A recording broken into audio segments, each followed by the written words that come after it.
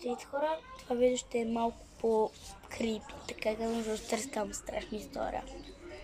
И разбира се, може да очаквате на 8 юни ще излезне не песента ми, ами ще излезне моя сериал от Кличничката 2. Може би доста хора на вас не ви е интересен, но аз го правя за интерес и за да добия способност как се прави един цял сериал, така че направо да започваме. Тази страшна история взех от едно момче, което му имам профила и му гледам видеята. Той се разхождал с приятелите си по, да кажем, Перник.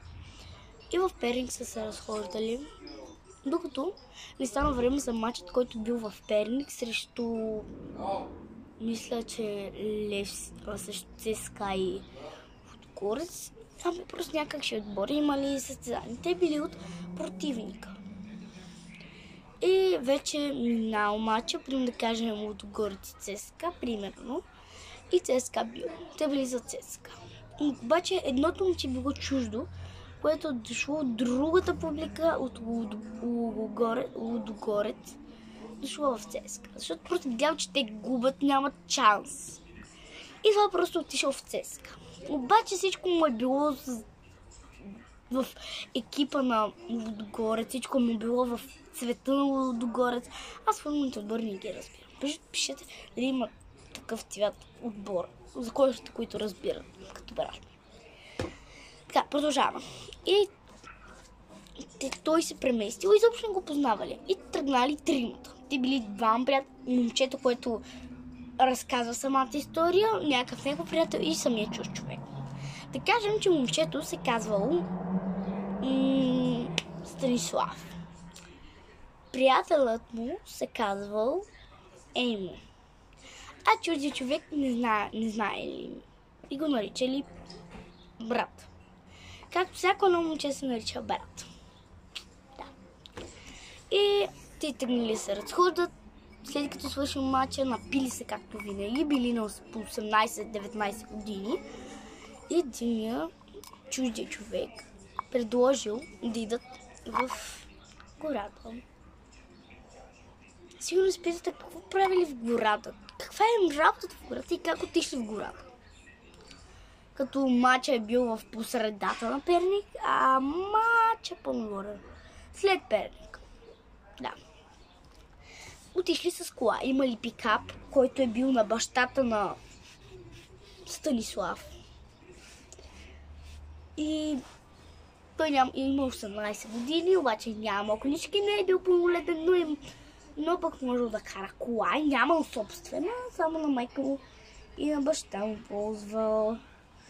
И сказах, окей, историята за тук е добре. Но се загубили. Само двамата мъже, които били с него, Емо и чуждия, се тръгнали, защото Емо живел в Перник и знаел пътя с рано пеша, обаче от пикапа откраднал едни ролери. И ходил с тях, макар че не можел да кара, все пак стигнал някакси. После чуждия човек не знаел пътя до Перник, нито нямал с какво да се качи. И познайте какво е направил. Да, тръгнал, разхождал се сам из гората и просто след няколко дни го намерили. Ама това ще е в друга история.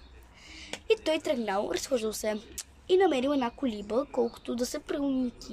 Нищо да намерил една колиба като малка къщичка с двустаяна къщичка.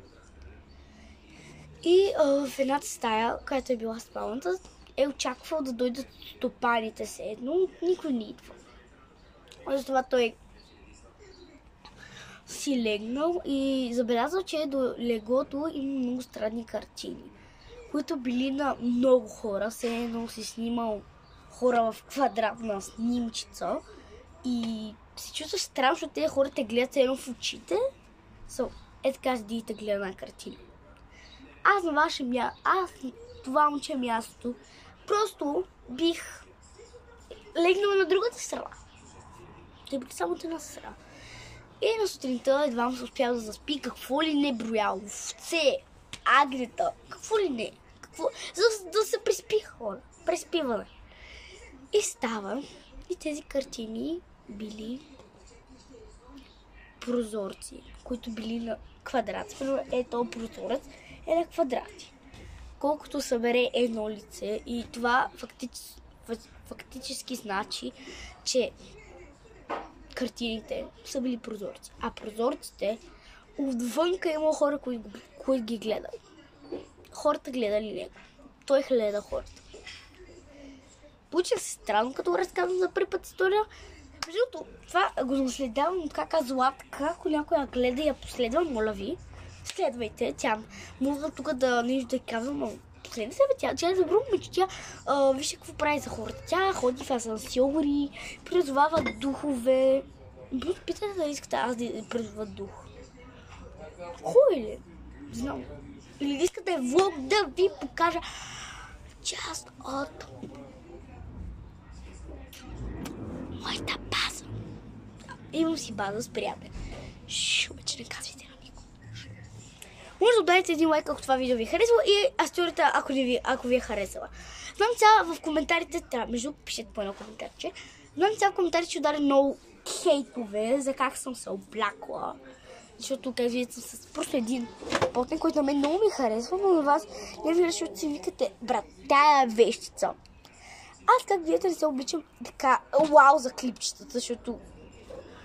Мак, защо влизаш, бе? Притесняваш ме. Защото аз просто не обичам да нося някакви къси токчета или някакви... Аз не обичам много да съм в мода. Просто защото модата е... Все едно да носиш така. Много ме стяга. Сега за бюстия разбирам. Вече имам нужда от това.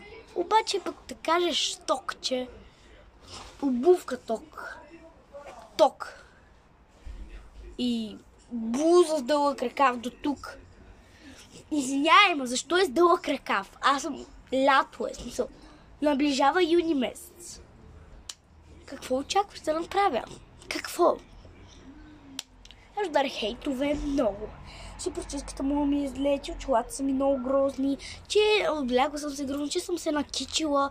Между другото много грозно, ама аз съм се накичила уникално. С много готини герданчета за best friend. Тук на едното пише с едно с голямо сърце, пише БФФ. И една половинка.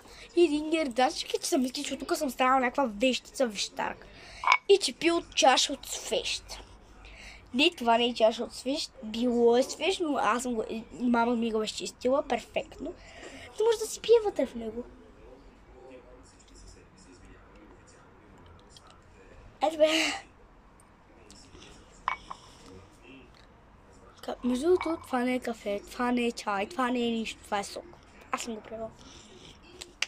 Нищо съм го превела. Но чашката е сок и мирише на сокце. Ето е чашката. Добре, ако това видео ви е харесало, ударете един палец нагоре и бай-бай.